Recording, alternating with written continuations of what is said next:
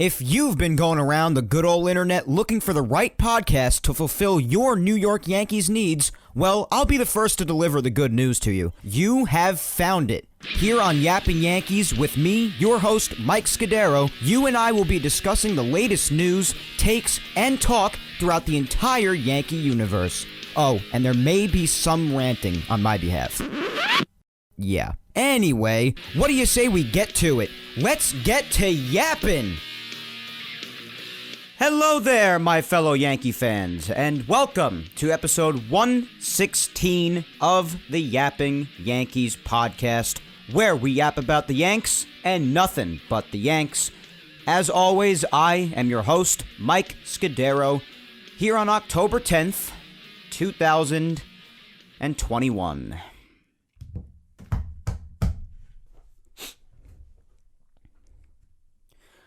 Where do I even begin?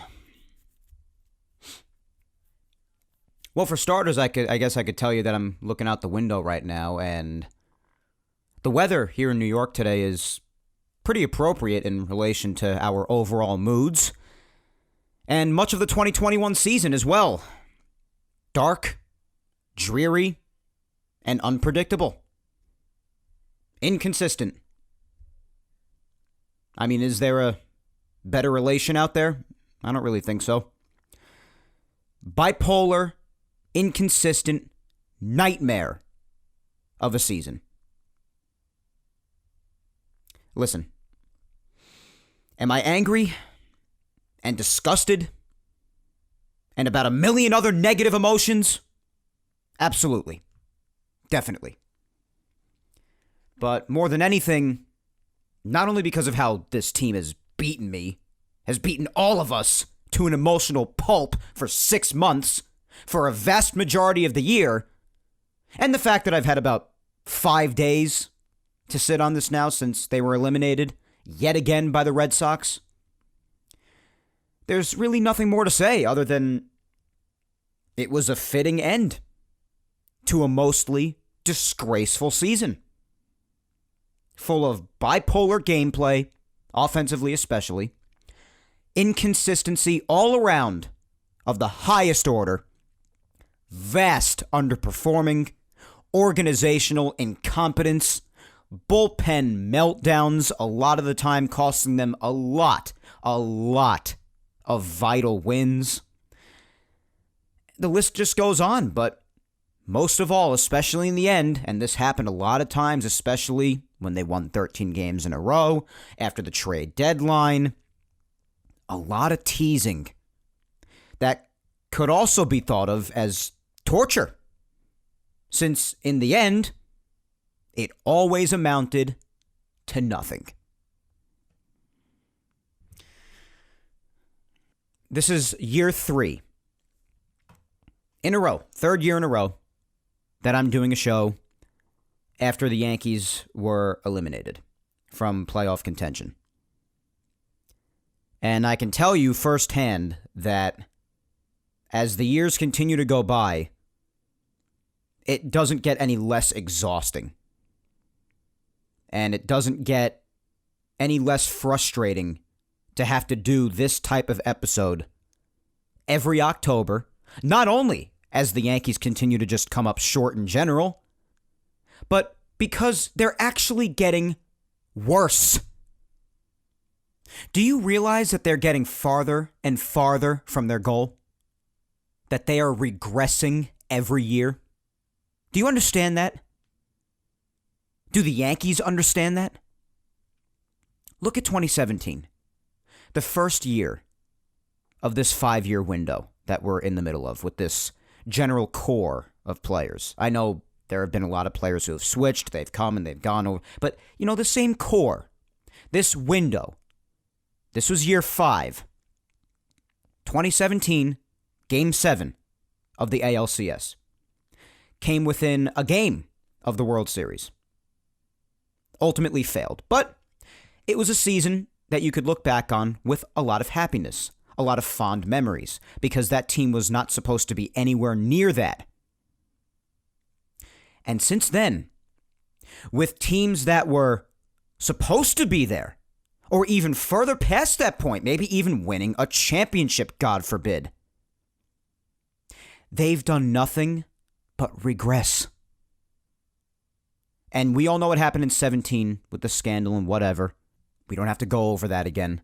A lot of that was the Yankees' fault, too, for just not hitting. We've been over all of it a million times, including when it was actually exposed in 2019. We've been through all of it.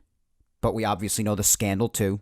That kind of thing gives an advantage. But that thing aside, what happened in 2017, that team wasn't supposed to be there. And they've accomplished more than any other more talented team these last 4 years. 2018, the DS. Embarrassed by Boston. Embarrassed. And we all know the Red Sox would go on to win it all.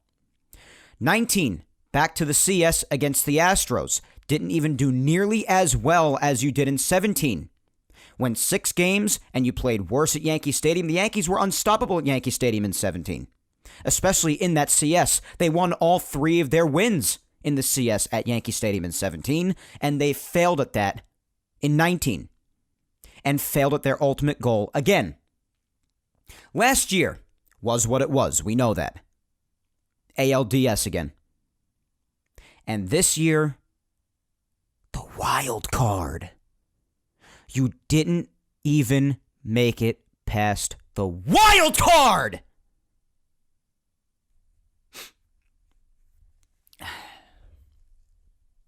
It's draining. It's draining.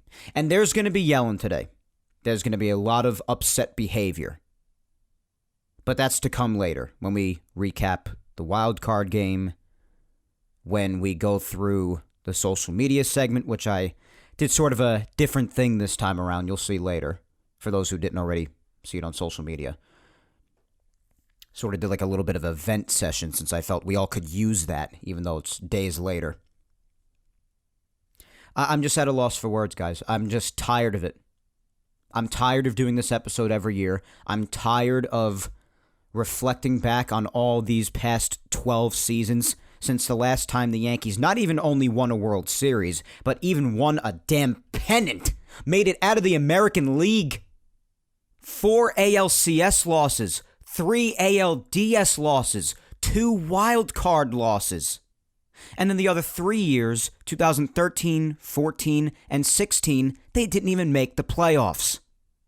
And in the last 5 years, all of the Yankees' eliminations, except for one being last year when they were eliminated by the Tampa Bay Rays, have been against our biggest rivals these last 5 years. And that's the Red Sox and the Astros, 2 each. And to put it very kindly and mildly, I'm pretty freaking tired of watching that too.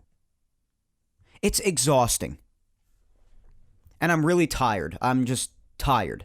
And the last 3 years, the last 3 ends to the last 3 seasons, I've been doing Yapping Yankees. Had to wrap up the 2019 season after that heartbreaking end. I started the show at the very beginning of that season. Last year was just chaos. And then you got this year. After the most underwhelming Yankee season, especially given the expectations heading in from this roster, the most underwhelming Yankees season I've ever seen in my 15 years as a fan. And now I got to do a wrap-up on this after a wild card elimination. A wild card elimination. A wild card elimination. And I keep repeating that to myself because I think the more I tell myself it, I'll eventually come to believe it. But yet, it's still freaking unbelievable to me.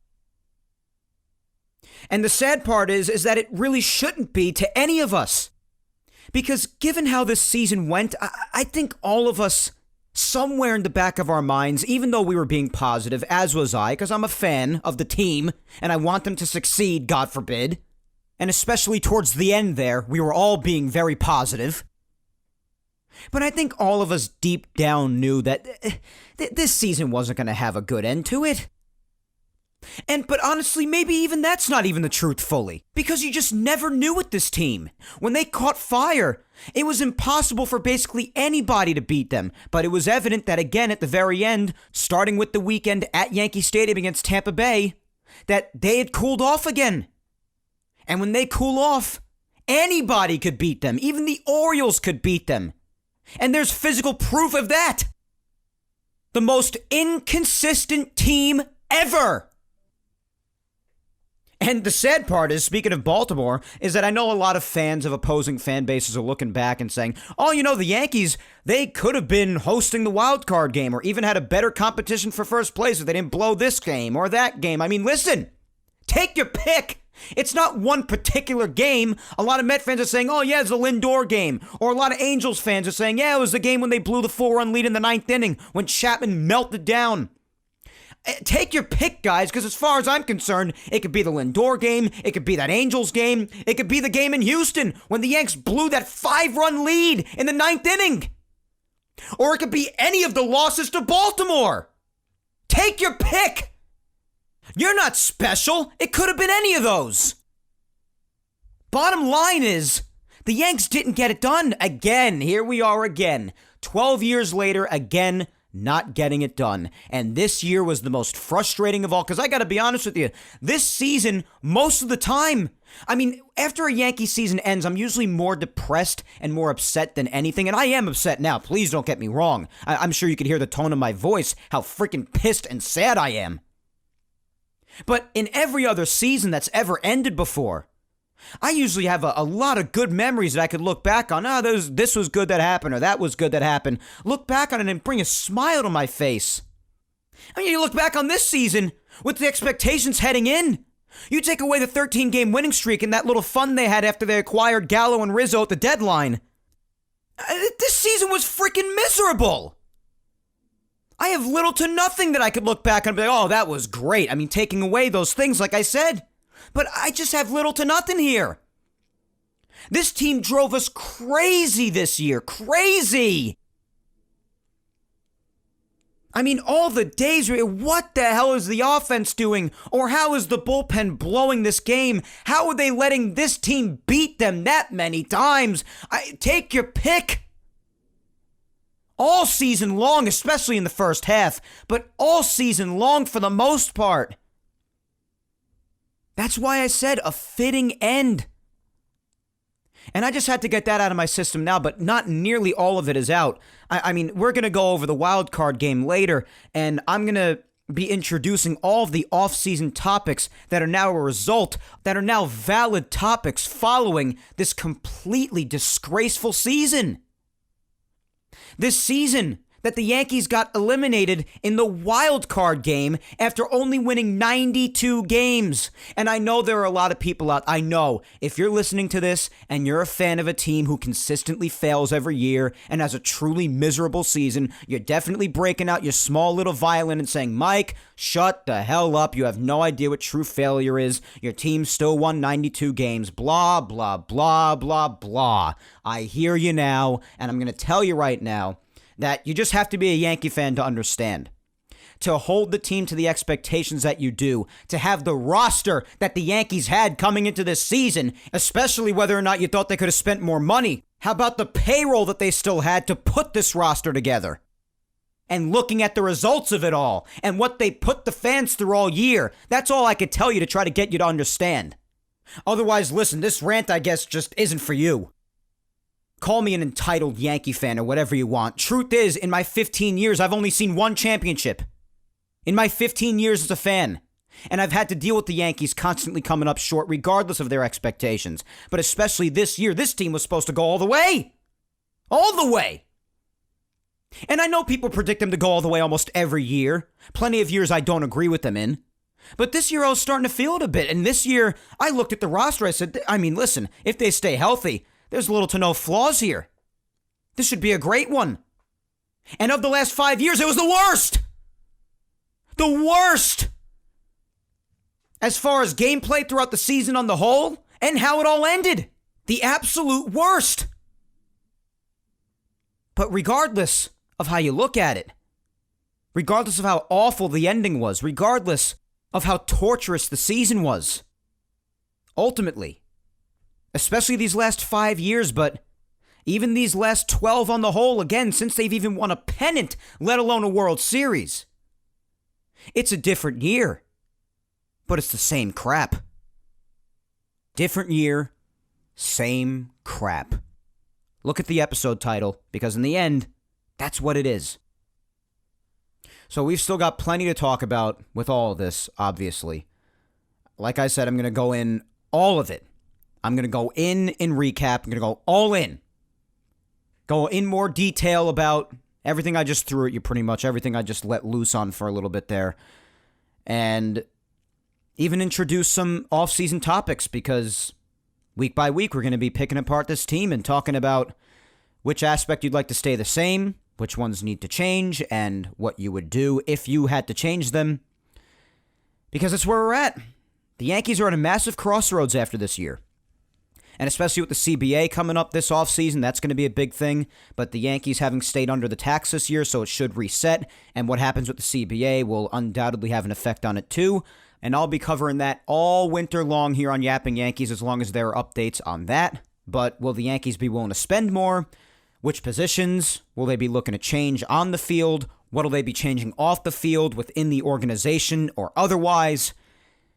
There's a lot of topics here to talk about, and we're going to mention all of it. We're going to start introducing all of it before we take it week by week this winter, like we do every offseason after the Yankees have constantly failed at their ultimate goal the last 12 years. But in particularly on this show, the last 3 years, because I've been doing this for 2.5 years now, and I've had to do 3, this is my 3rd episode, of wrapping up the season after the Yankees come up short. Did it in 19, did it last year, and doing it this year now. So we're going to get into all of that. And then with the social media segment, I figured since people could use it after an ending like this, I figured that I would do a sort of a therapy session, if you will, with the listeners or the Yankee fans in general, a vent session. And it went well. On Twitter and Instagram, a lot of people submitted replies. As always, I'm going to go through as many as I can, as usual. Definitely not nearly all of them, because not only did so many people have so much to say, but there were just so many replies, I can't get to all of them. I just can't. But I'm going to get to as many as possible. And if you want to see them for yourself, just go to my Twitter page, at Mike Scudero. Look for the social media segment tweet. It's all there. All of it's in the comments. But we're going to go through that. And we're going to just do a lot of talking about just the season and everything, guys. Just how it all ended. We're just going to go in on it. Because while that ranting just now felt good, it's not all out yet. It's not. Like Rocky says in the final Rocky movie, Rocky Balboa, says, I still got some stuff in the basement. Well, I got some stuff in the basement still too. But we're going to switch it up a little bit here today, because I want to get into what I think first and expand upon my thoughts that I've introduced to you already here in the intro. So what I'm going to do is I'm going to do recap first this week, instead of going to the social media segment and then recap like on all past weeks. This is a different sort of episode anyway, unlike any regular episode every year. This sort of an episode, we wrap up the whole season and we just talk about all of it on the whole. It's always different than a usual Yapping Yankees episode. So I'm going to switch it up this week. I'm going to do the recap, talk about everything, get it off my chest, and then we're going to end today with the social media segment and hearing what you had to say to vent about this travesty of a 2021 season and how it all ended, in my opinion, appropriately. So let's waste no time. I'm not even going to do the time machine effect today. I'm not in the mood. I'm not in the mood. I'm still angry and upset and just as passionate as I was 5 days ago, but I've also had time to sit on this and just be as sensible about this as possible.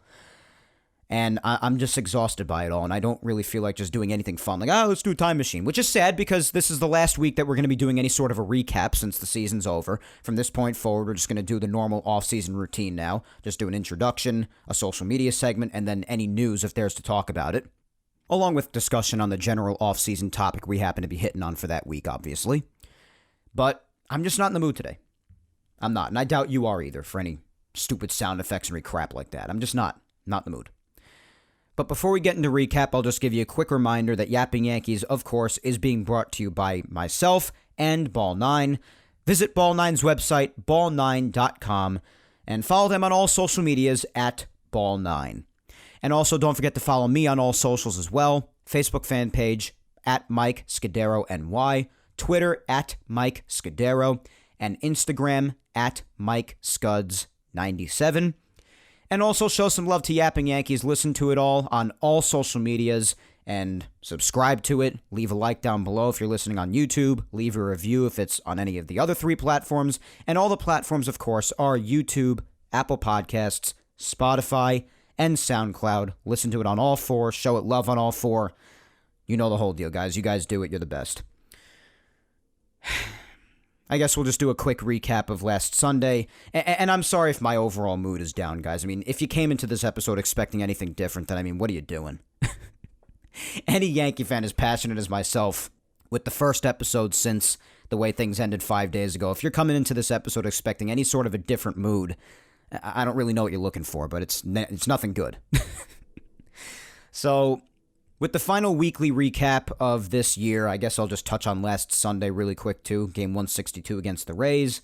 If you remember, I reacted live to this on last week's episode up until about the bottom of the 4th, I think, when there was no score yet, after Tyone had done a terrific job pitching when he wasn't even at 100% against a team like the Rays, in a game the Yankees absolutely needed in order to avoid a game 163 tiebreaker. So, Tyone did an excellent job. The bullpen did a spectacular job after him. The offense was dead. Didn't score until the 9th freaking inning and only had 1 hit until then. Gio Urshela, definitely want to mention this too. He made the catch of the year, in my opinion. Maybe even the catch of the last 5 years. Who the hell knows? But at least he was okay as well after it all. But a downright incredible catch. And the Yanks won 1-0. And clinched the playoffs, obviously, but that's not the important part, of course. The important part is what happened 2 days later in the wild card game, and this is what's going to consume the rest of Weekly Recap. Just going to talk about the game and all the grievances with this team, and introduce some of the offseason topics that we're going to be hitting on all winter, week by week, as usual. So strap yourselves in, and let's do it. The wild card game, which, as I said all throughout the introduction to the show, was obviously a very fitting end to what was a torturous and disgraceful season for the most part. And the game was in every way, it was a nightmare. A nightmare. From the start. Not only, like over the weekend against the Rays, was the offense a corpse, like they've had a habit of doing so much this year. Again, I want to say, a team designed for runs, for power, and they had nothing. Not a thing. Not only were they nowhere to be found outside of Rizzo, Stanton, and Judge, as usual, especially Rizzo and Stanton in this game's case, but our ace, Garrett Cole, who not only am I convinced is still having hamstring issues, and I'm not using that as an excuse at all, although there are statistics to legitimately support that claim, but I'm just saying, Garrett Cole, the ace, is literally paid for this kind of game, for the express purpose of games like this. He had one job, put up zeros, and in doing that, don't put the team in a hole and keep them in the game. And he completely crapped the bed, completely choked, completely screwed the pooch. Went 2+ innings, 2+ innings, 4 hits, 3 runs on a 2-run homer to Bogarts and a solo shot to Schwarber, yet another home run to Schwarber off Cole, 2 walks, and 3 strikeouts. And you might say, oh, Mike, that's not that much damage. Well, it happened in 2 innings. It's a lot of damage for 2 innings for your ace. And I know it happens to the best of pitchers. I know it happens. But my God, you're paying this guy a lot of money. And for it to happen, could it have happened at a worse time? In a worse game? You're allowed to be frustrated over it. But like I touched on last week and a little bit prior to that, let's talk a little bit more again about nonsensical game planning, and especially the Bogarts at bat. in the first inning. Because, again, for a little while now, I've pointed out, especially last week, how awful Higashioka and Cole's game plans have been. Now, in this case, you threw Xander Bogaerts sliders, and I believe one curveball too. So, it's 2-1. Count 2-1, and for the next pitch, between two brilliant minds who claim to work so well together, especially in the case of Garrett Cole, a brilliant pitching mind, and you collectively decide to throw a 2-1 changeup to a righty ahead in the count? You hang a meatball changeup? Why? Why would you do that? I want someone to explain to me why. I mean, he had nothing working. But what's with that pitch selection there, regardless of what you have working or not working? What are you doing speeding the guy's bat up like that after breaking balls? A guy like Xander Bogaerts? With a changeup? Speed the velocity all the way up. Elevate the fastball better. Change eye level. Or even use the curve again. They barely use the curveball. And you could get Xander fishing sometimes down in the dirt. It happens, despite how good of a hitter he is. But there, after nothing but sliders and sliders, and his slider has been horrendous lately. But after slider, throw a fastball. If you're going to speed the bat up after a bunch of breaking balls, go fastball. Don't go off speed with the changeup to a righty when they're ahead in the count. I kept on saying that in the moment. I have people that were watching the game next to me that could vouch for that. I just kept saying, throw a fastball. But the only other thing you go to there is a curveball if you're not going to throw a fastball. You don't go change up to a righty when they're ahead in the count. There is nothing worse to risk leaving over the plate than a flat hanging changeup. Are you out of your mind? I can't get it in through my head. I can't get it through my head that two sophisticated people, especially Garrett Cole, agreed that the best thing to throw there was a changeup. Oh, but they didn't seem to have a problem getting fastball happy in Toronto when the fastballs kept on getting clobbered, yet they kept on going back to it. They kept forcing the issue with it then. Enough with pretending that Cole and Higashioka are some magic combination and it's worth sitting a better option for. And I know Gary's done nothing the last couple of months, but in general, he's better than Higgy, particularly offensively. He is. That's just the truth. If you had to compare the two, Gary is better offensively than Higashioka. Even someone like myself, who's not a Gary fan, can admit that because it's the truth. You want to talk about behind the plate here and there? Fine. You got a little bit more of an argument there. But you're sitting the better option while pretending that these two are some magical combination when the last few games, their game plan has been questionable at best.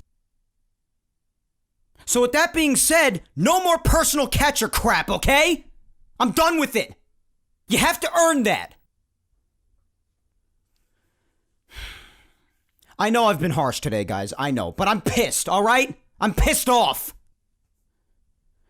But after all that yelling again, Garrett just didn't get the job done. Regardless of game plan or whatever, he just didn't do his job. He didn't go out there and pitch the game that was an express purpose game for him to do his job in. And he didn't do it. And I saw and appreciated the acknowledgement on Cole's part that he just failed. He acknowledged it. And I saw how sick to his stomach he was.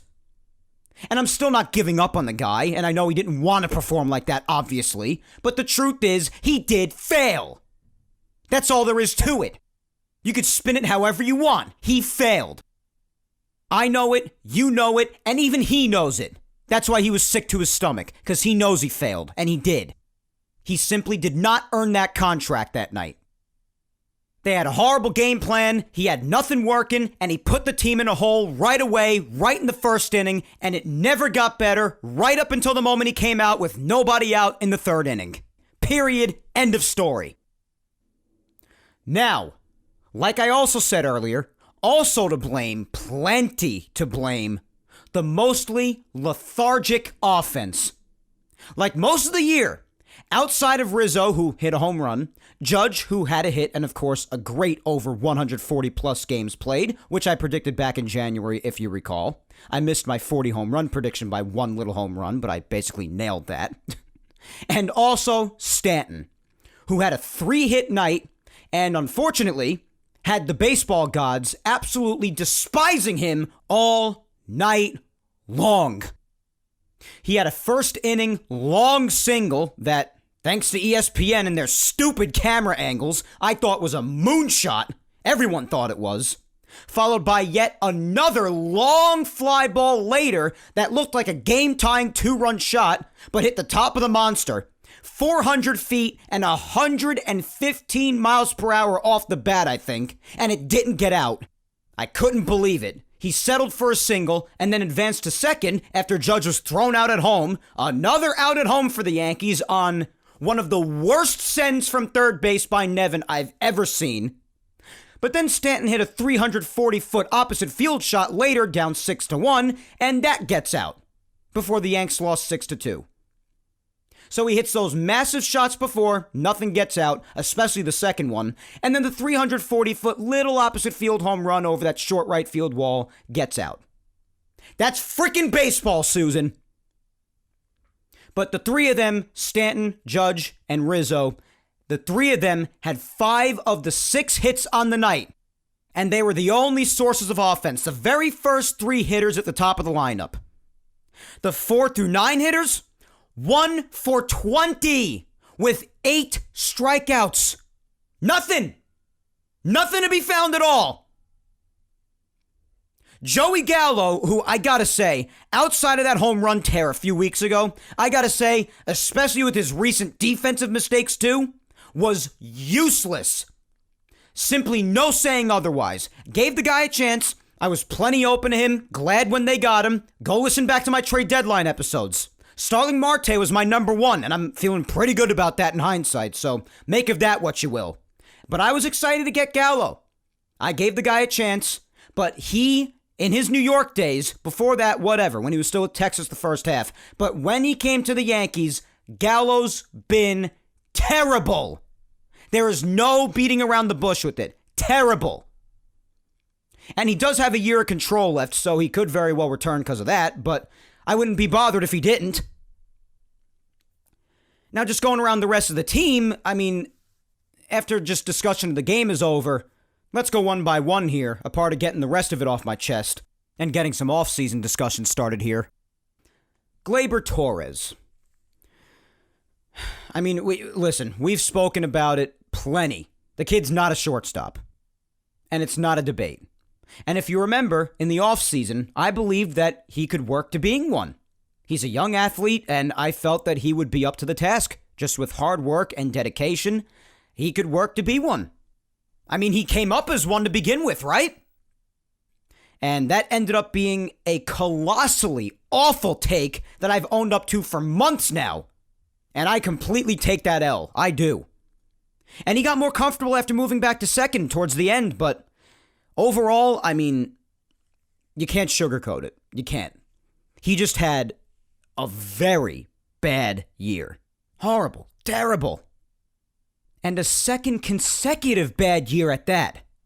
And again, I know 2020 was what it was, but it was still bad, so I take the L with saying that he could have played shortstop. He definitely can't. The entire time he was doing it, he was horrible.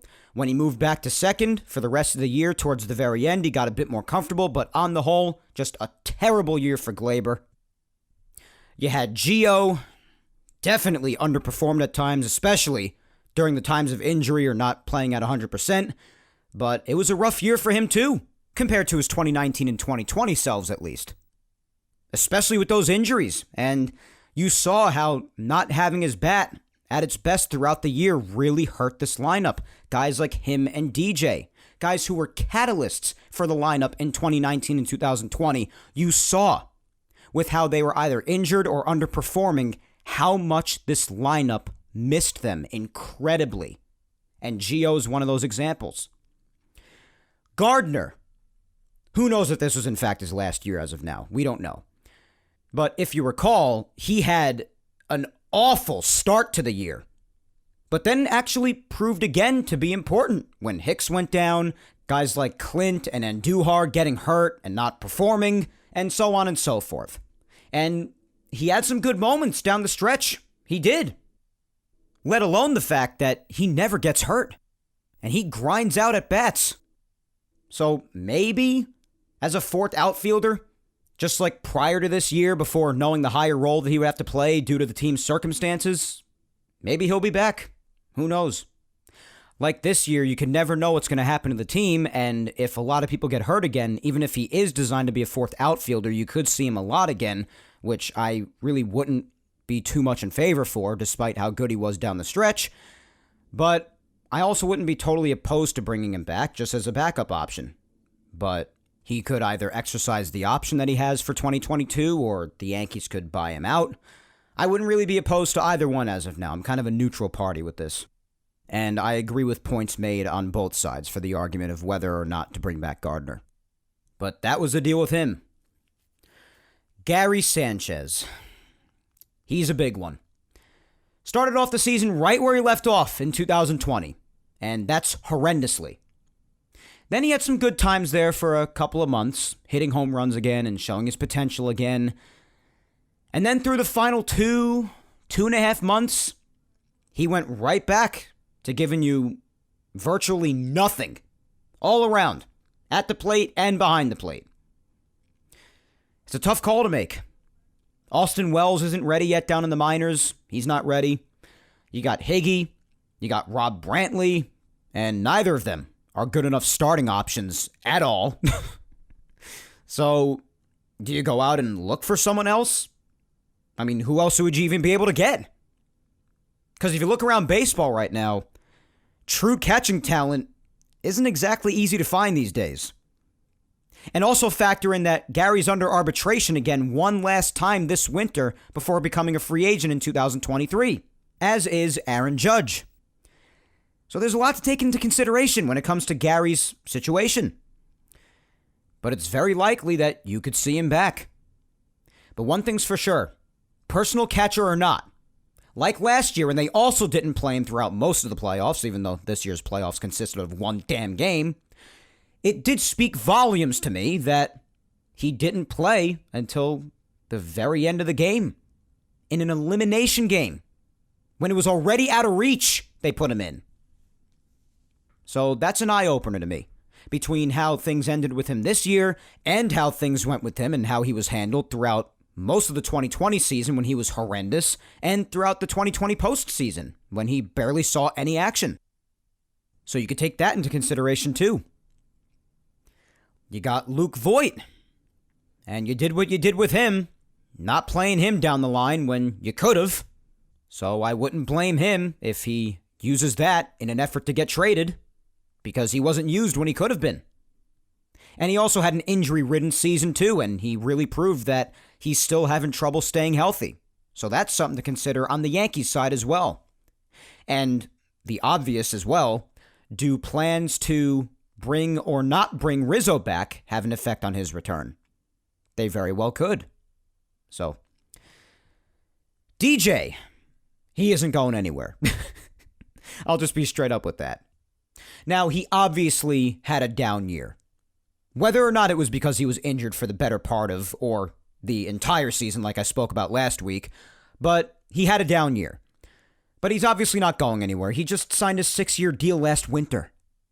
And we'll see if the surgery that he gets in the offseason for the sports hernia ultimately results in him looking anything like 2019 and 2020 DJ again in 2022. But he's not going anywhere. As far as where he's going to play in the infield, in the potential rearrangement of the infield, now since you have Glaber back at second, then you'd probably have to put DJ back at third if you sign a big shortstop. Maybe you bring Rizzo back or bring in another first baseman from the outside. But then that would leave Gio as the odd man out. That's a whole discussion we could have in a future week. But regardless of where DJ plays in the infield next year, he's coming back. He's not going anywhere because he just only finished year 1 of his 6-year contract. But I gotta tell you, basically how the season went on the whole, with all the guys I spoke about just now, with the exception of DJ, obviously, since he didn't play, he's hurt, everything mainly played out in the final game alone the same way it did throughout the season on the whole. Judge and Stanton, who had great years and should definitely hold their heads high all winter long for giving it their all and silencing all their critics, showed great things at the plate throughout the whole year and in the wild card game, especially Stanton. Rizzo had a nice night and brings unbelievable defense to the table, which the Yankees need. And you know I'm someone who hopes he comes back, depending on the money and years that he asks for, of course, but you know that I hope he comes back. And then basically everything else, more or less, nothing.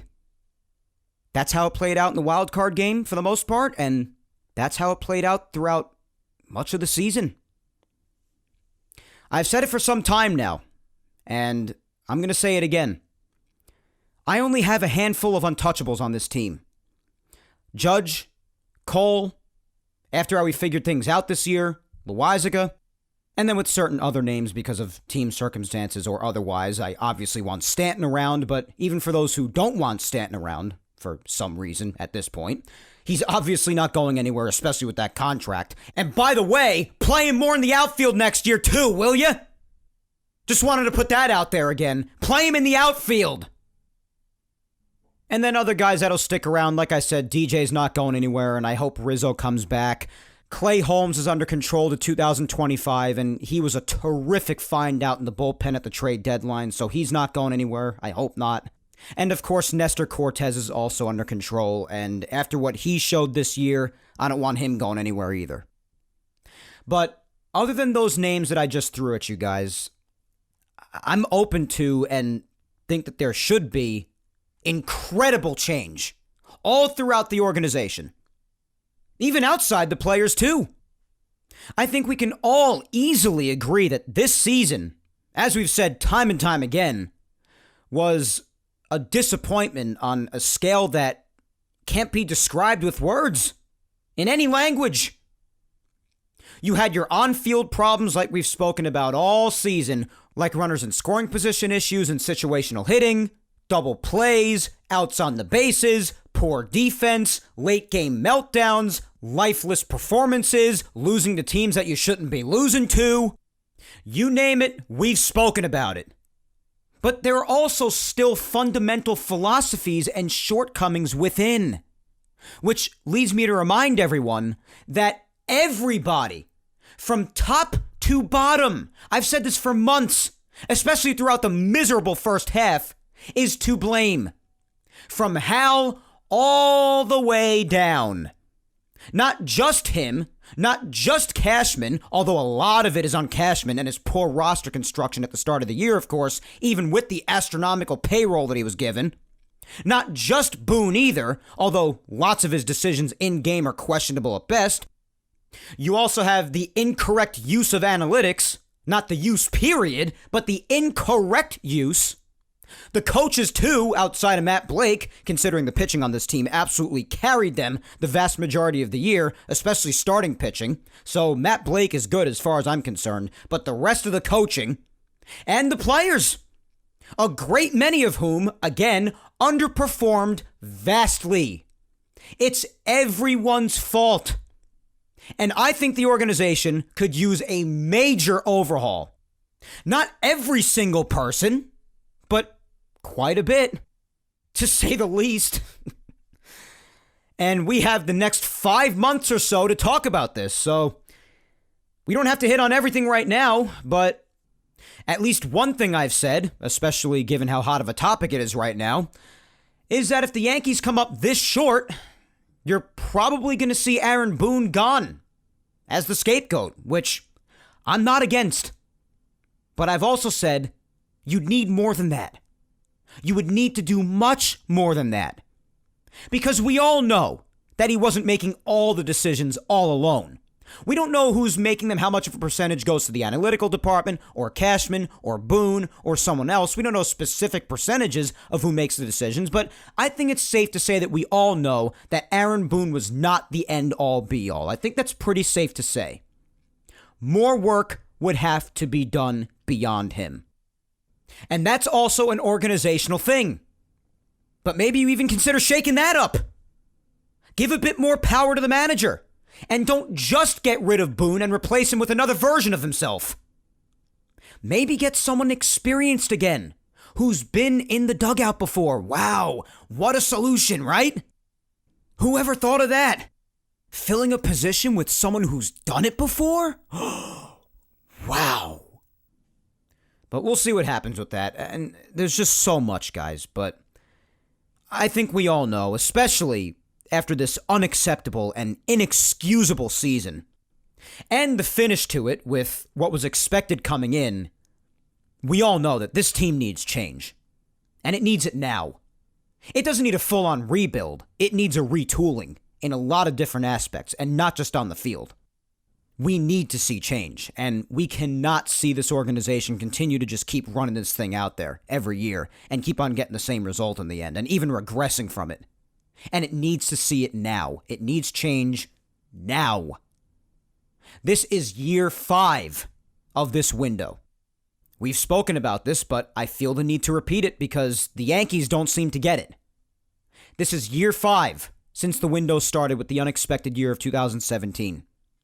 And again, they've done nothing but mostly regress since missing the World Series by a game in 2017. 2018, embarrassed by the Sox in the ALDS. 2019, back to the ALCS but lost again in 6 again to the Astros. Last year, back down to the ALDS. This year, against the Red Sox again, who have just dominated the Yankees for years now. With the Yankee team expected to compete for a title, they get knocked out in the wild card game. The wild card game.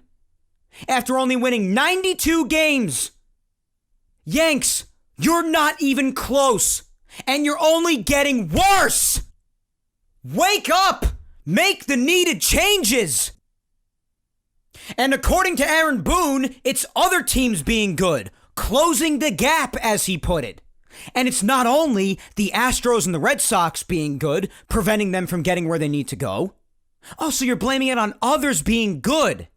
And none of you are looking at yourselves and your own shortcomings and flawed fundamentals.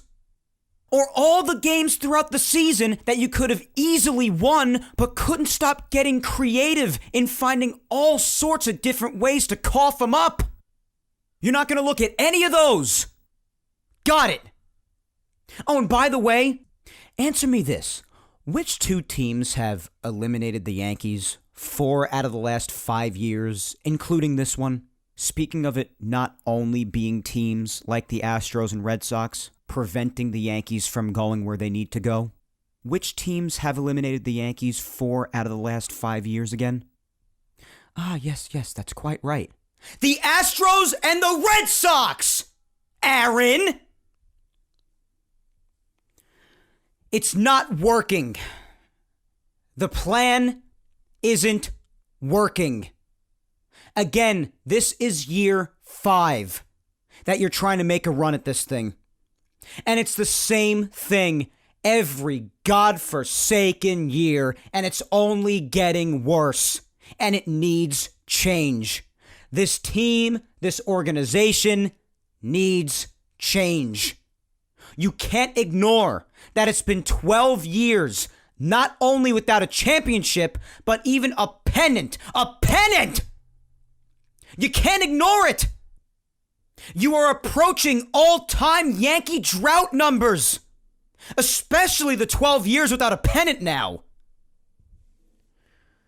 But like I said, we've got all winter, just like the previous 2, since I started this show 2.5 years ago, to discuss all of it, piece by piece, over the next few months. And we will. A different subject or 2 each week.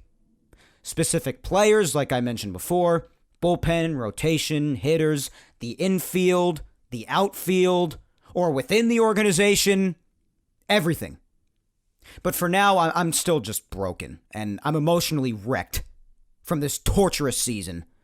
I'm just beyond depressed that it's over, like always, and that I'm not going to see my boys for the next 5 months, give or take.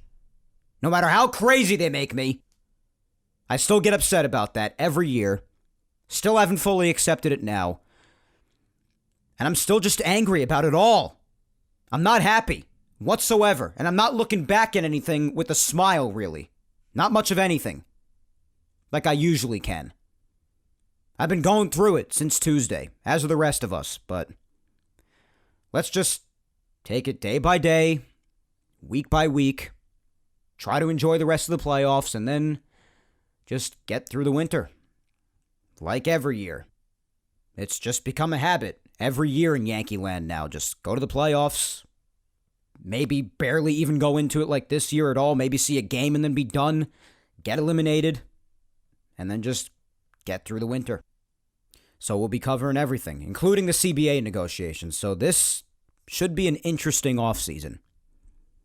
And you know that, except for on the rare occasion I take weeks off, I'll be here every week to yap about the Yanks and everything involving them with you. And we'll help each other get through another offseason. We'll help each other. And also, until it's officially the offseason for everyone as well, after the World Series is over, until then, I just want to say, best of luck to all the teams going forward who remain, basically every playoff team except the Yanks and the Cardinals, and congratulations to the Red Sox, to all the great Red Sox fan friends I'm fortunate to have, many of whom are listening to me right now, I know for a fact, as they usually do. Just congrats to all of them. They deserve it. The Sox simply played better, and they deserved and wanted it more. And that's all there is to it.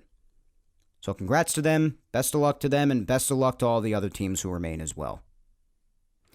So more or less, guys, that was everything else left in the basement, for me at least. Those are all my opinions poured out there for you.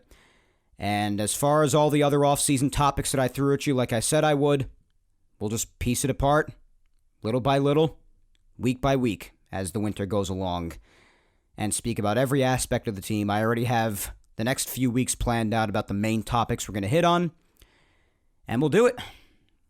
And that's that. But speaking of helping each other, we're going to end the show the way I said we would, with the social media segment. And like I said before, with this week's social media segment, I also changed this around a little bit too. I didn't do a poll. I didn't do an open-ended question. I didn't do a Q&A. I did something this year that I figured everybody needs after a season like this one, and after the way it ended, ultimately, with the wild card game. And that is a vent session, or a therapy session, perhaps, whichever one you prefer. So, speaking of helping people, I figured I'd help my fellow Yankee fans by putting out this sort of a social media segment for today, and this is how we're going to end the show. I put all of my thoughts out there, all of them. Now I want to hear what you had to say with the conclusion of this massive letdown of the season. And that's all there is to it. Just basically air all your grievances. That's all I asked you to do. So let's get right to it. Let's start on Twitter first, and I'll get through as many replies as I can. I'm not going to get to nearly all of them, so I'll get through as many as I possibly can. First up on Twitter, we have @BanRise09, and they say, I'm going to keep it simple. Roller coaster of a season, too many ups and downs, need to fix this as soon as possible. Starts with getting more guys like Randy Arozarena, or guys that can make contact, get on base, and get runs without the home run ball. Need another starter, and need guys to show up. Yeah, you're absolutely right. I mean, the home run or nothing approach, not only were the Yankees down offensively all across this year, but yeah, the home run or nothing approach, it hasn't resulted in a title. It hasn't. It hasn't resulted in anything for years now. And usually whenever the Yankees do mix in some contact, like mixing in Rizzo is a great thing, especially lefty batters like him. And when you had guys like Greg Allen come up, and you had other speedsters like Tyler Wade actually figure out how to play the game of baseball, you saw how much those elements of the game can benefit a team. Because that's just the truth. And then other guys just stepping up, yeah, that's another factor of what I said before with guys like DJ and Gio. Catalysts like that. You saw how much it hurt the lineup all year long when they were either just injured or underperforming, whether or not the injuries had to do with that underperforming, but the point is, the absence of those guys' performances like they were in 2019 and 2020 You saw how much it hurt the team to not have them performing like that this year. Other than Judge and Stanton, nobody stepped up really. Rizzo stepped up after coming here at the deadline, but other than that, really nothing. Starting pitching, I think they could evaluate that and probably do the least work with that because, they actually were successful this year. Garrett Cole, with the exception of down the stretch after the hamstring injury, was having a fine season. And Nestor Cortez obviously showed you fantastic things. Montgomery, unfortunately, had his ERA way inflated with that horrific start against Tampa in the final weekend. But before that, you look at his numbers, Montgomery had his best season. You got Sevy, he'll be stretched out to become a starter again by next year. Hopefully he stays healthy.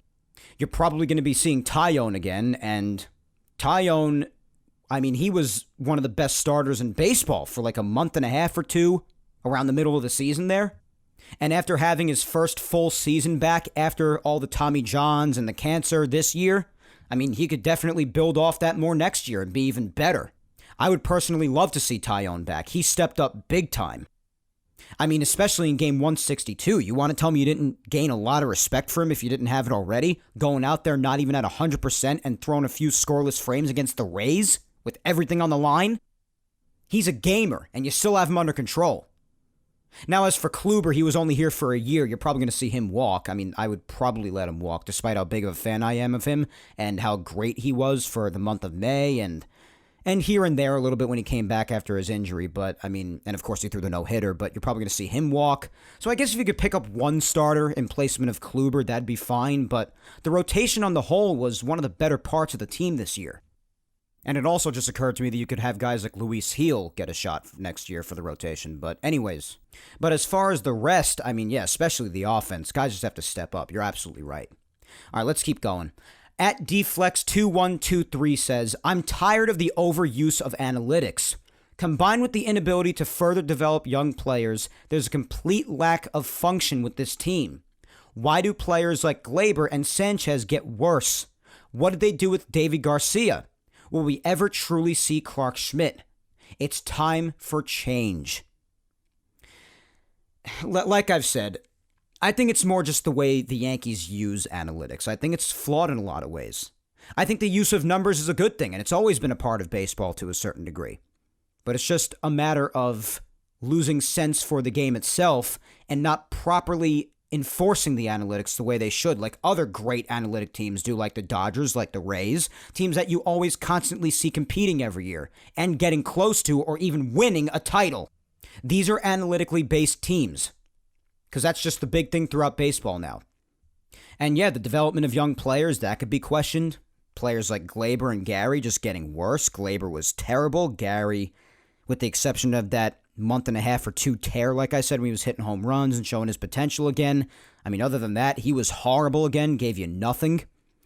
Davy Garcia, you saw him a little bit at the beginning of the season, but then you heard about him in the minors doing absolutely horribly, losing all sense of his command and everything and just never seeing him again. And then Clark Schmidt was hurt for most of the year. So Clark Schmidt, he's had health problems. So, listen, these are cases that it's time for change along with all the other ones that I mentioned. You're right. At Yankee Ken says, one long slog of a season. Unwatchable at times. The team showed little urgency at times. The most unsatisfying 92-win season ever. One thing's for certain, they better get off to a fast start in 2022. They've lost the benefit of the doubt. Yeah, definitely the most unsatisfying 92-win season ever. It feels like each and every one of those wins, it was just a result of all of us nearly going to the hospital, and it was as painful as getting your teeth pulled. Every single one of those wins almost. You maybe had 2 or 3 rocking chair victories all year. Like I said, it was just part of it just not being a fun season. It really was not a fun year. At Laura_Iceman says, this was the most inconsistent team I've ever seen. Too many hot and cold streaks, and it also taints how good of a season both Judge and Stanton had. There needs to be some sort of change for 2022. Yeah, there does need to be. And absolutely, Judge and Stanton again, like I've said time and time again, They ought to hold their heads high all off season long because they stayed healthy the whole year, like I predicted they would, especially Judge with my January prediction again. And if Judge wasn't out with COVID, he would have played like 155 games plus, so there's that. But anyways, they stayed healthy. They silenced their critics. They put up great offensive numbers right to the end, carried the team throughout most of the season. And in a way, all the disappointment, kind of puts a damper on what were incredible seasons for the both of them. And it won't be forgotten. But it certainly makes it harder to look back on with a smile on your face, given how everything went throughout the whole thing and how everything ended. But they deserve praise. They silenced everybody who doubted them, and good on them. But absolutely, Laura, too inconsistent. It was the most inconsistent team ever, like I've said time and time again, and you're all right who say it. You're all correct. At Joanna2Mom, and Joanna says, coaching staff except pitching coach has to change. Getting thrown out at home, double plays, all of it needs to stop. Need a catcher, shortstop, first baseman. Have to quit thinking you can win with just home runs and get some passion. You can't lose to the Orioles. That is wrong. Yeah, the Orioles, we said how much those losses costed them in the long run, whether it be having better competition for first place or being able to host the wild card game if you even give one of those losses back with the Orioles. And it is just wrong, just a part of losing games that they shouldn't have lost. And yeah, like I said that about the coaching staff. Get rid of all of them if you want. I don't care. Just keep Matt Blake because everything with him worked out well. The pitching carried the team throughout the vast majority of the season. So whatever, he could stick around. Getting thrown out at home like Phil Nevin in the wild card game. Yeah, that was a problem all year, and it came to fruition again in the wild card game. Like I said, a lot of elements that you saw throughout the season when the Yankees were playing at their worst, you saw again in the wild card game. A lot of things. The double plays, and individual positions with Gleyber going back to second, which would force DJ to go to third since he doesn't play short. You probably have to sign a shortstop unless you keep Gio, but that's not his natural position. And I think you should have a shortstop at this point whose natural position is shortstop. But then, of course, having DJ at third, that's not his natural position either, but he's not going anywhere. So these are things you have to evaluate in the infield, first base included. Are you going to bring Rizzo back? Are you going to look to someone else? I personally wouldn't mind having Rizzo back at all, as many of you know. So and then the home run or nothing approach. It's good to have power, but it's good to have balance in the lineup. Lefties, righties, power, contact. It's good to have balance. You're right. I agree. I can't disagree with that. At Hoodie Frazier is next, and they say, completely wiped out by the season. I was relieved after they lost the wild card game. A lot of changes need to be made this offseason, although who knows what they'll actually go forward with. Hopefully they get a legitimate shortstop, trade Voit, maybe either Gio or Gleyber, re-sign Rizzo, etc. Yeah, I mean, how many times did I say it? I'm drained. I'm drained. And I think it's safe to say that we all are. I wasn't relieved after they lost the wild card game, but I mean, I'd be lying to you if I said that a part of me didn't see it coming. Just because of the way the season went on the whole, regardless of how positive I was about it, and I had them winning going in, I did, and like they did so often this season, they disappointed me, and they crushed me. But yeah, the changes, we've gone over all of them. Maybe trade Voit, if Voit doesn't already request a trade himself. I don't see him back with this team. I've said as much even last week, spoke about the end of Luke Voit. I'm for re-signing Rizzo, and then, like we said, Gleyber, I see him being at second because I just don't see them giving up on him. He's too young, too many years of control. But at this point, with the way he performed, his years of control would basically be the only thing that would give him value at this point. I mean, there is a lot of upside as a young athlete like him, but with the past 2 seasons he's had, I mean, his value has to have decreased a bit, but his years of control will keep that up because years of control is still very important. He has a great many of them. But as far as Gio would probably be the odd man out because there'd be nowhere left to play for him. If you bring back Rizzo or get another first baseman, that's the deal there. You keep Gleyber at second most likely. You sign that big shortstop, and then DJ, since he's not going anywhere, is probably your third baseman. There's nowhere for Gio to play. So this will be topics that we go into, for sure. Next up, we have, let's see here, at Andrew Caruso 77. And Andrew says, this season was full of inconsistencies. Every time we'd go on a hot streak, something bad would happen. Not to mention the slew of injuries and underperformances of key players. If someone in management doesn't get sacked, we're going to protest here until we get what we want. I mean, listen, the protest idea is nice, but I mean, the Yankees are going to do what they do. But yeah, full of inconsistencies for sure. And every time they teased you with the hot streak, yeah, it'd be followed up by something bad or just massively disappointing. It'd just be torture in the end. They just bring you back in only to crush you. Like I said, just when you think, I mean, it could be used as the good thing. Just when you think they're done, they pull you back in, but then it could end up with them crushing your heart. So it's just bad. And then the injuries kicked in, yeah. The injuries kicked in, and then you had the 3 COVID outbreaks. So a lot of crap happened. They did, and they battled through a lot, but, I mean, they still failed at their goal. I mean, big time. Worse than any year of the last 5. And it was just torture. This season was torture, no doubt. I don't have to tell you.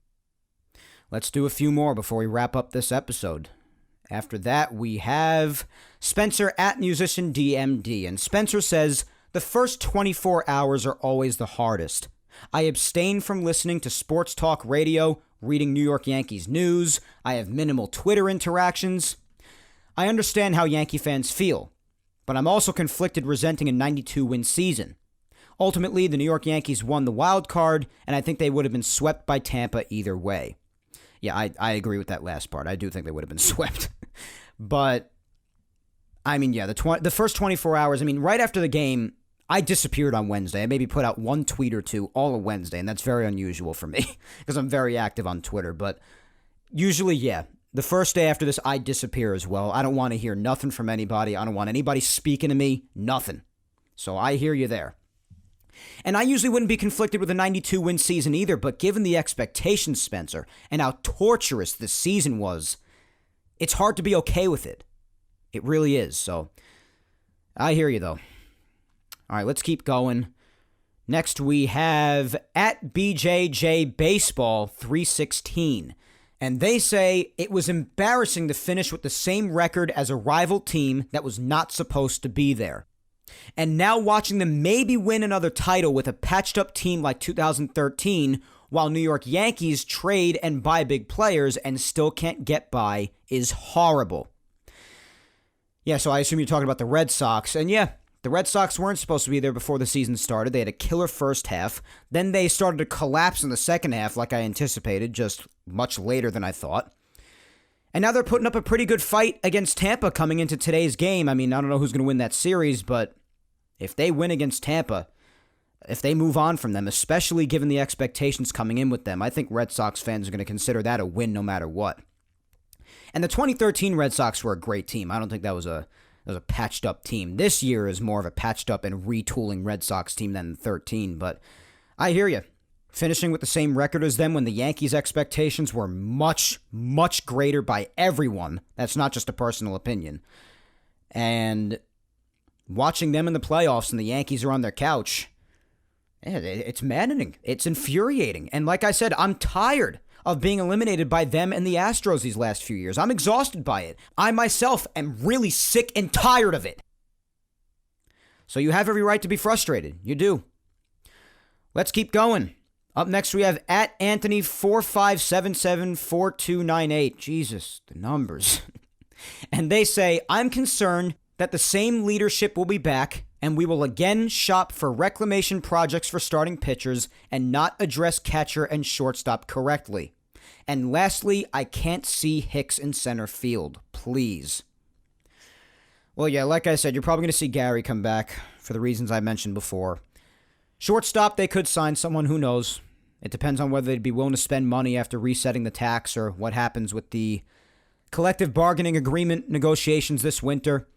And with starting pitching, like I said, I know you're hinting towards Kluber and maybe even Tyone, but Tyone showed a lot of good. He really did, especially at the end there and in the middle of the season. And Kluber, you're probably not going to see him back, so it's whatever. But other than that, the rotation is still looking pretty good, and they they carried the team for a lot of the season, the starting rotation. They really did. They were not the main problem. So as far as Hicks in center field, I mean, yeah, you guys know I'm not the biggest Aaron Hicks fan. I mean, he primarily was signed here for his defense, and his range in the outfield before he got hurt was questionable at best. And for someone who used to have such a strong arm too, I mean, after he got Tommy John surgery, his arm turned into a wet noodle. He has no arm anymore either, and his hitting was really nothing to write home about, so I'm not that big of an Aaron Hicks fan either, and I definitely don't think he's a center fielder anymore, especially because of his lack of range and arm strength anymore. And it really is a shame. He used to have a cannon for an arm, but he doesn't have that anymore. He doesn't have the range anymore, and his offense is not enough to really just say, oh my God, this guy definitely belongs here, let alone the fact that he can't stay healthy. God, I'm exhausted. We're an hour and 10 in. Oh, my God. All right, I'm just going to do a couple of more and then read like 2 or 3 over on Instagram. And then we're going to wrap this up, guys. It's a very long episode.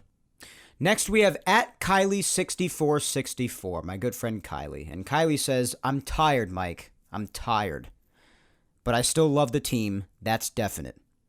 I still love them, too. They drive me freaking nuts. And I really felt that I'm tired part of your comment. I felt that in my soul. My God. At Julian Gallardi 1 says, most dissatisfied season of the last 5. Changes need to be made across the board. Yeah. I have more or less been saying exactly that. I couldn't agree more. Amen to that.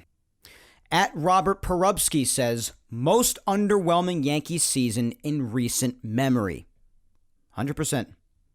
All right, let's do 2 more here on Twitter. Up next is at Big Jow, I think it is. But they say, this whole season was a mess. It's a shame because Judge and Stanton were healthy all year and mashed. Seems like it was wasted. I think this team needs a shakeup. Can't keep running it back with the same or worse ending. Yeah. Judge and Stanton being great. Yeah, the season being the way it was really put a damper on it. But, I mean, it's nothing to take away from them. I mean, they should be holding their heads high, like I said. But like I also said, yes, you can't keep running it back. You're absolutely right. You can't. Needs to be change. At Eric Overseer. And Eric says, the fact that no one is mentioning Hal being cheap is problematic. Yeah, listen, I mean, you could go after him for being the owner of the New York Yankees and not willing to go over the luxury tax and caring more about resetting so you could save some money and not go after someone necessary when money's the only thing standing in the way as the New York frickin' Yankees. Yeah, that could be used as a valid argument. And I agree with you there, hence the argument that Hal Steinbrenner is definitely partially to blame here, as everybody is. But he still did give Brian Cashman a payroll of over $200 million freaking dollars. And if you can't put a championship contender out there, and much less a team that won't stop regressing, then that's a problem too. And that's where the fault falls on Cashman as well. While he still made good moves, in the grand scheme of things, he has still failed, as the organization on the whole has. So, let's do Rebecca at Peace Now for Life. Rebecca says, I'm fed up with the inconsistencies this team showed all season. And the wait for the home run approach has got to go. Yankees need to get more athletic and baseball smart. Steal bases, bunt, hit, and make things happen. Yeah, can't argue with any of that. I can't, Rebecca, and I'm exhausted by it too. I can't argue with it. All right, let's finish off with at CLeaf6. Hope I said that right. And they say, the 2021 Yankees were a huge disappointment. They fell wildly short of expectations and for the most part played boring baseball and never showed an urgency to win. Yep, they did fall wildly short, and the baseball season a lot of the time was just insufferable. Not even boring, just insufferable. And the urgency wasn't there. A lot of the time, we spoke about that too, whether it be in-game moves that were made or weren't made, just the way they were playing, decisions with the lineup. It just wasn't urgent. All right, so that's it for Twitter. Like I said, plenty I didn't get to, but hey, even if I didn't get to you, you still got to vent out your frustrations, right? And that's what this was for, so I hope that still made you feel better. But if you want to see the comments that I didn't get to, of course, on there, again, just go to my Twitter page, @MikeScudero. Find the tweet with the social media segment, and all of them are down in the comments, so take a look for yourself. But let's go over onto Instagram and read maybe, 2 or 3 replies just to finish up, and then that'll be it for today with this long episode filled with anger and disgust. So the same thing on Instagram as on Twitter I told you to do. Just vent your frustrations to me. First up on Instagram, we have official 52011 saying, by mid-September, I realized what this team was. They were very streaky and inconsistent. So I'm not at all surprised that the season ended how it did. Well, I said something very similar in the sense that I'd be lying if I said that there wasn't a little part of me that expected the season to end the way it did in the wild card game, and it did end that way. So yeah, I agree, dude. I agree. It's hard to deny. @MountainGal456 is next, my good friend Tina, and Tina says, I'm tired of the inconsistent play. If you look at the players we have on paper, it's really frustrating. We have so many good players, and yet they are inconsistent, and with that, we come up short once again. Something's gotta give for next season. Yeah, on paper, the expectations, that's what makes this so insufferable. It really is, and the inconsistency, but like you said, something's gotta change. It has to. All right, second to last, as always, Vic Salimo, my girlfriend, she says, if you keep using the same strategies but get the same results, is the problem that the other teams are getting better, or is it you? Because according to Boone, we just need to do better. Clearly that's worked out so well for you. Fire Boone. Yeah, definition of insanity. That's what it comes down to. And it does come down to self-reflection, like I said before when Boone said that. It's about other teams closing the gap. Well, how about looking at yourself in the mirror? But it's going to take more than firing Boone, like I said. While I wouldn't be opposed to it at all, I would not be opposed to firing Boone. It's going to take more than that. It really is.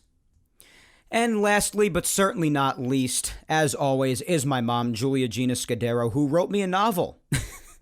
Basically saying, all I can say is that I am in disbelief that I'm watching the playoffs and the Yankees aren't in it. Instead, they packed up their lockers at Yankee Stadium. I guess I should be grateful that they put us out of our misery. This season was a roller coaster of uncertainty. I want him to get rid of a lot of people. Keep Judge and Stanton and a few others. Fire everyone else, starting with Brian Cashman. Thanks for nothing in the wild card game, Cole. It's sad that a lot of the AAA guys seemed hungrier than some people on this squad. And for God's sake, stop paying all of these players a ton of money who don't deserve it. They should get paid according to their performance. Well, I've said my piece, hoping for a better year next year with a new manager at the very least. See you all next year, should be here before we know it. Well, first of all, about getting paid according to performance, the Players Association would never stand for that, Mom. I hate to tell you. That would never fly. But, yeah, season of uncertainty, how hard it is watching other teams play in the playoffs and not the Yankees, yeah. You're right, and I get the frustration about wanting to get rid of a lot of people. I get it. This team definitely needs change. A lot of it. You're not going to see Cashman go anywhere, even though I definitely think he should be held accountable for the constant failures of this team. He should be held accountable like basically everybody else. And I do think that that would bring legitimate change, but I don't think you're seeing him go anywhere. I really don't. I don't think he's going anywhere. And I also wouldn't be surprised if a lot of aspects of this team stay the same, because the Yankees and their arrogance, they won't admit the fault in their system. But good luck with that if they want to go about that, because that means we're just going to keep getting the same results every single freaking year. So we'll have to see what happens. We will, but we've got all winter to talk about it, guys, like I've said. And with that being said, I want to thank each and every single one of you for applying for this week's social media segment. As always, I hope you like the little change up doing therapy and event session as a result of the travesty that was the 2021 Yankees season, and I couldn't appreciate and love each and every one of you, as always, any more than I already do, for participating as always. But, as for now, that is all for episode 116 of Yapping Yankees today. I'm just exhausted. I think I've said everything there is to say for now, more or less, and I'm drained. Please remember to follow me on all social medias, guys. At Mike Scudero NY for Facebook. Twitter is at Mike Scudero. And Instagram is at Mike Scuds97. Be sure to subscribe to Yapping Yankees on all 4 platforms it's available on: YouTube, Apple Podcasts, Spotify, and SoundCloud. Show some love on all of them. Leave a like down below if you're listening on YouTube. Leave a review if you're listening on any of the other 3. And if you have the time, listen to the past Yapping Yankees episodes that you might have missed.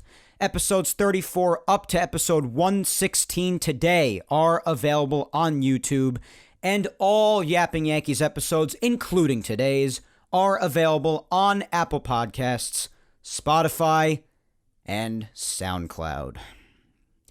Once again, thank you 3,000 for listening to me yap today, my friends. I am Mike Scudero, and I will talk to you next Sunday, October 17th, when I come at you with episode 117 of Yapping Yankees, the first official Yankees off-season episode. But until then, hang in there, be patient, please stay safe, look out for your loved ones, and as always, thank you. Whether you've been around since the beginning and have gone through the last 3 years with me on this show, give or take, or hopped on somewhere along the way, or even if this was your first episode, thank you for listening to me and supporting me throughout this entire 2021 season. From the bottom of my heart, guys, truly, thank you. And hopefully next year, we can finally have a damn celebratory episode for once at the end of the season, with the Yankees finally hoisting the World Series trophy once again. Enjoy your week, my friends. Take care.